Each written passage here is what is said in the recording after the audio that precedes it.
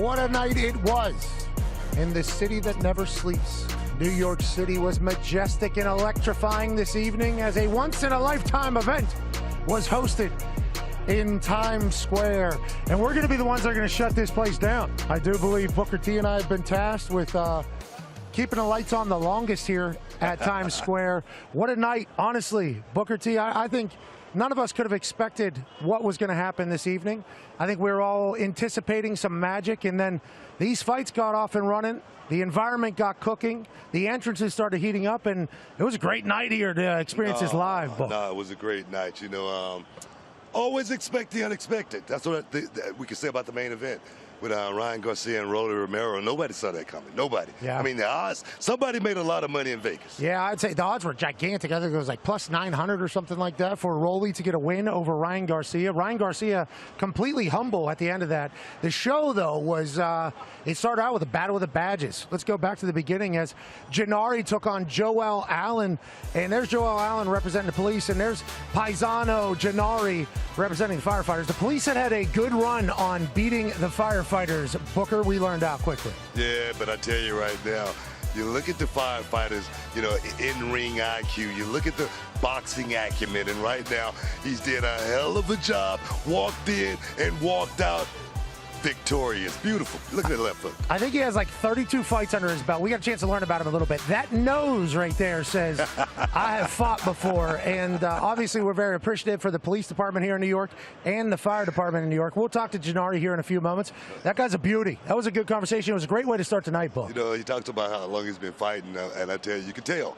You can tell he's got that look, he's got that swag, and he went out in the ring and showed exactly what the firefighters are all about. He's been a fighter for 6 years, and he's been a fighter since he was 15, put on for the New York Fire Department. And then let's go to the next fight. We had Tsutsumi, which is the Japanese phenom, 26-2 as an amateur, taking on Whittington, who had a 2-2 record. A lot of people were excited to see the fella from Japan kind of do his thing, especially here in Times Square. He kind of controlled the fight, but it wasn't long. It wasn't long, didn't it, Bo? Yeah, people thought Whittington was going to be a tomato can. He actually came in here and he stepped up tonight. Also, Tsutsumi, I mean, he did a hell of a job. He tried his best to try to get Whittington out. He threw those right uppercuts, man, was deadly. But I tell you, that's what the fight game is all about, that 16 weeks of training, and Whittington showed it.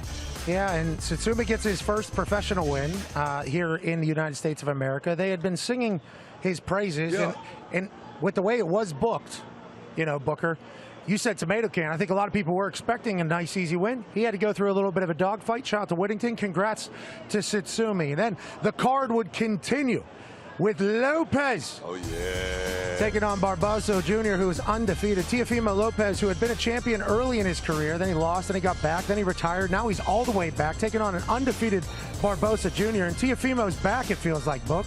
I mean, Teofimo looks sharp tonight. I must say, go back to the big win over Vasily Lomachenko. He actually had that same feel, that same swag, so elusive in this fight. And I tell you, he brought the offense as well. He wasn't shy away from taking a shot or anything like that after, you know, being beat. That's the one thing you always think about with a fighter. Is he going to come back with that same veracity? And I think Teofimo did that. I think he did all week, too, leading up in all the interviews. He looked very confident. Barbosa looks very cool. I mean, let's not get it twisted. I appreciated Teofimo's speech afterwards, too. He said, if you have a dream, chase it, man. Just keep going after it. Obviously, he's been through some stuff in his life, in his boxing career. Now back on top in Times Square. I think we're all pretty pumped up for Teofimo. Oh, man, the boxing game is rough, man. You talk about PTSD. I mean, I think it's really real. With these fighters, they have to actually get up for that fight every single time. It's so hard over a career. Yeah, especially if you lose your confidence. To get it back, I'm happy for him. What a night for him. And then the card would roll on as they're saying 3 main events. And Haney put on a spectacle of not getting hit. This guy is so damn quicker than a hiccup, and he was able to land a couple shots as well.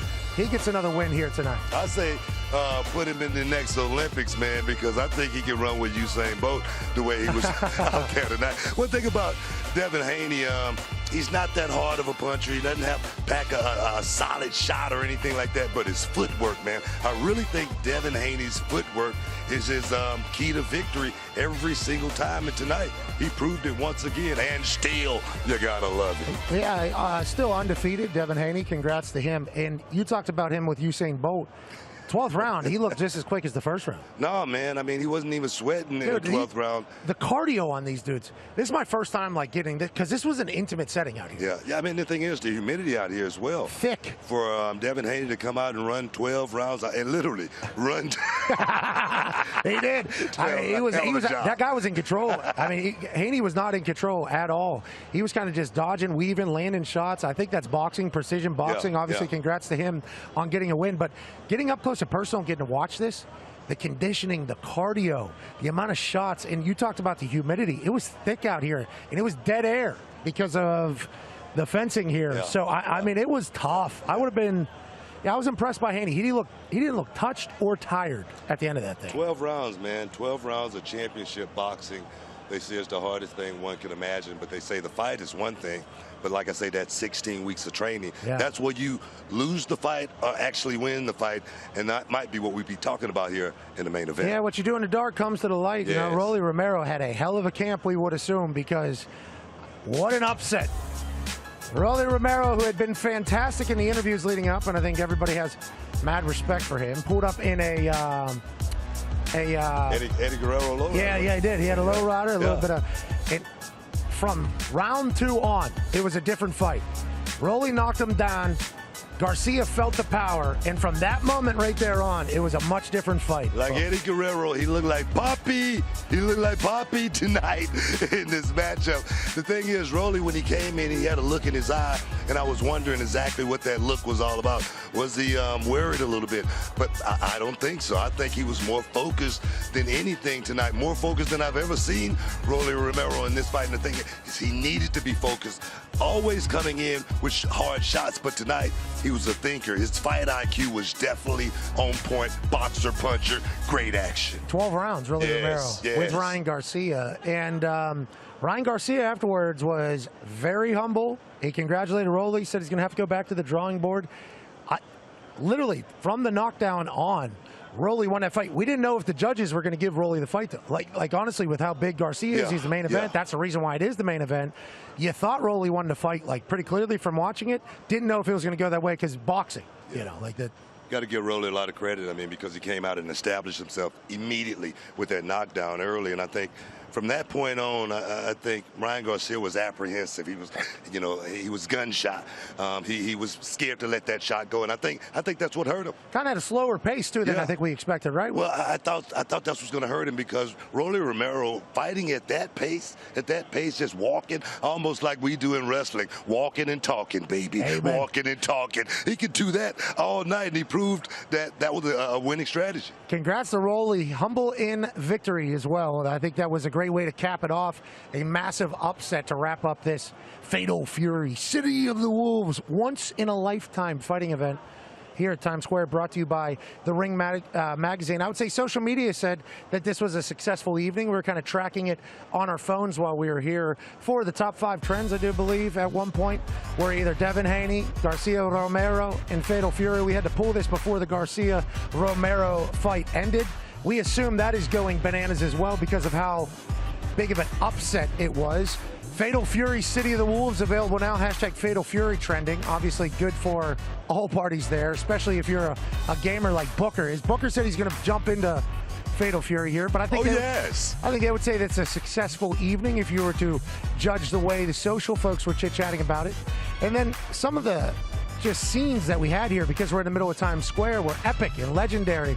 Here's a tweet from Boxing Orbit showcasing the construction workers that were able to stand up over top and look down on Teofimo getting a win over the undefeated Arnold Barboza. It felt special tonight, you know. What a sight! That's a beautiful, beautiful sight. A lot of scenes that you could never expect or to see, you know. And whenever you hear there's a fight in Times Square, you wonder what it's going to be like. And it's like you got construction workers taking a break. Thank you for their service building this place up, but also get a chance to watch some elite fighting as Times Square is reopening up to society as opposed to just fight fans. Welcome back here to the desk. I'm Pat McAfee. This is Booker T. He's a 2-time Two-time Hall of Famer. There it is. Still got the spinneroonie too, I learned. And joining us, ladies and gentlemen, a man who started this evening with a dub over the police department. Give me some, My guy, baby. Janari. How you doing, pal? I'm feeling great. You know, just living in the moment right now. This is surreal, to say the least. Yeah, well, we got a chance to chit-chat with you down there. You've been boxing since you were 15. You've been a firefighter for 6 years. Yes, sir. You got asked about this fight how long ago? 2 weeks ago.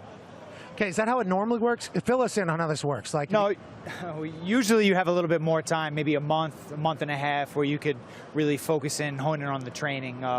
But you never know. Sometimes it'll be a week, 2 weeks. Most people say no if it's 2 weeks, but I like to fight, so it doesn't matter. You tell me 2 days in advance, I'll be ready. I keep myself in shape. So thank God you signed up for this. What a moment. What a scene. Man. You're from Staten Island. You live in the city now, obviously. You just got a big-time dub. What was tonight like for you walking into this?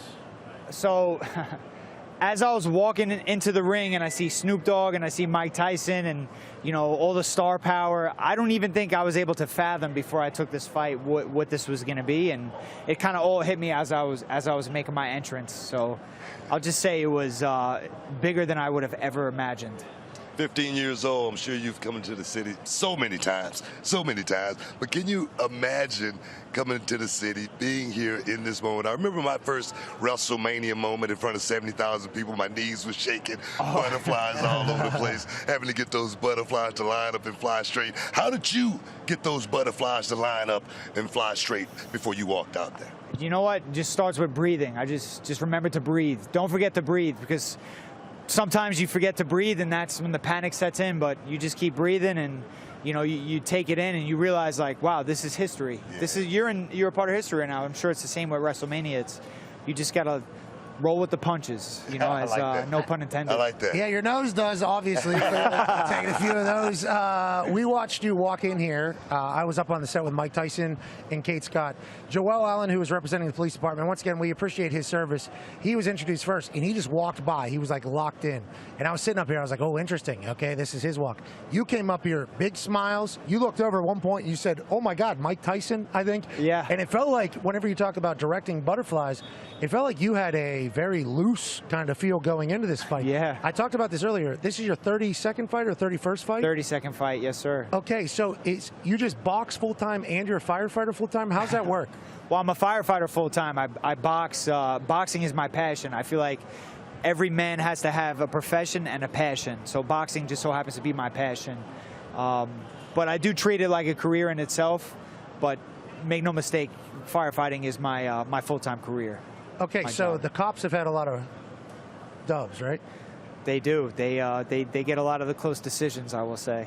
What does that mean? What do you mean by that? All respect to them. They definitely they got a good boxing team. They got a good program. The Cops and Kids Foundation. They have city-funded gyms and great trainers, great sparring, and all respect to Joel, my opponent, and anybody that sets in the ring, whether you're a cop, fireman, or just somebody that loves to fight. No corruption or anything like that, though, right? Yeah, well, he said they always get the cops. I don't want to get it. It seems like you're trying to hold back a little bit. I don't want to get a summons in the mail or anything like that. Because they got that as well. How does it feel, having something that no one can ever take away from you this moment? How did that feel? I know it hadn't sank in yet, but just give me a summation. Just a little bit. You know what it feels like? It's like a dream. Right now, it feels like a dream. It feels like I haven't woken up. Yeah, pinch me, man, because it doesn't feel like reality. I feel like I'm just on cloud 9. What would the celebration be like back at the department? What would it be like? Will everybody else cook for you? Will they bust your balls? Will there be shit talk? Yeah, they'll probably break my balls more than.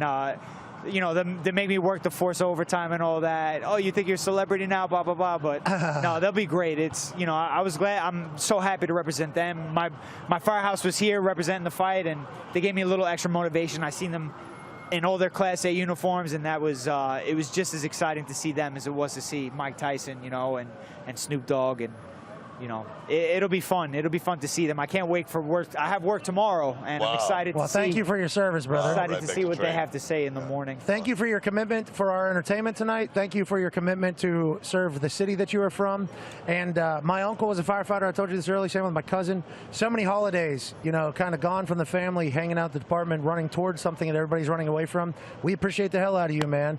And that nose. You know, I'll get it fixed after I stop. I think it's an indicator that you're tough. I think it's an indicator that you're willing to take a fight on 2 weeks' notice, and I think it's an indicator that you're willing to get a dub for the fire department for the first time in a long time over the cops. Are they the only people you guys fight? No. So actually, June 13th, under the stars on the beach in Rockaway, we're taking on the Irish Garda, and all the money from that event is going to go to the Tunnel to Towers Foundation, which is it helps give homes to homeless veterans and first responders that get injured on the job. That's an annual event. We fight every year. We fight a different department from all over the world. So this year we're fighting Ireland, and we know that they're tough. We fought them before, and like the cops, they seem to get a lot of the decisions, but I think they deserve it more than they do. Oh, I like that. I respect that Paisan. Irish Paisan battle has been going on for a long time in this city. June 13th, that happens? June 13th. So will you train all the way through, just as if you were? I'll probably have a few drinks tonight and then get back in the gym, maybe you know, a couple of days after my 24-hour shift tomorrow. Man. Celebrate a little. Yes, hey, sir. Congratulations, man. We appreciate the hell out of you. Appreciate the hell out of you. Ladies and gentlemen, Paisano Gennari, who gets a massive dub here and kicked off this entire Fatal Fury City of the Wolves once-in-a-lifetime event. Sweet tats on him, Book. Yes, indeed. Now, hell of a job, James, man, for the fire department. Went out there and beat the hell out the cops, man. Whoa. It was a decision. Obviously, Times Square is alive, as it will always be. It was interesting kind of watching this all come together. You know, from the building, I was here earlier today, from building it all up to the truck, like, shout out to the Zone for pulling this off. Shout out to the Ring for being behind this. Shout out to Turkey El Sheikh, who stopped by, obviously. Shout out to the Crown Prince. God bless him. Yes, indeed. Many times over. God bless him. Many times over. Yeah, shout out to Times Square for being the home of, you know, so many magical moments throughout the world's history. And tonight, something for the first time ever. I assume there's going to be more things like this in the future with what the future of boxing is with Turkey and TKO Group kind of leading the way. But it was an honor to be here, Book, and I appreciate you coming. I think this was honestly, truly one of the biggest nights for boxing throughout the history. In the annals of time. I really do. The boxers are gonna get so much out of this. So I appreciate that, because it's been a long time coming. Yeah, I think this, and if you go back to last week in London, I think this is like a good indicator for what the future is about to be. Creative, thinking outside the box, getting money for the fighters, kind of setting something up with a little bit of organization in the boxing world, maybe a reset button. Not that everybody feels that way, but I feel like this is going to be a reset button for boxing, and hopefully it all goes the right way. And it continues tomorrow, Riyadh season. Canelo Alvarez is stepping into the ring. We will have a pre-show live from the Thunderdome tomorrow, 5 p.m. Eastern on DAZN and YouTube. We are so incredibly grateful that we get to be a part of all of this. From Times Square, I'm Pat McAfee. This is the coolest dude on earth, Booker T. Time. We'll see you tomorrow from the Statue of Liberty and the Ring.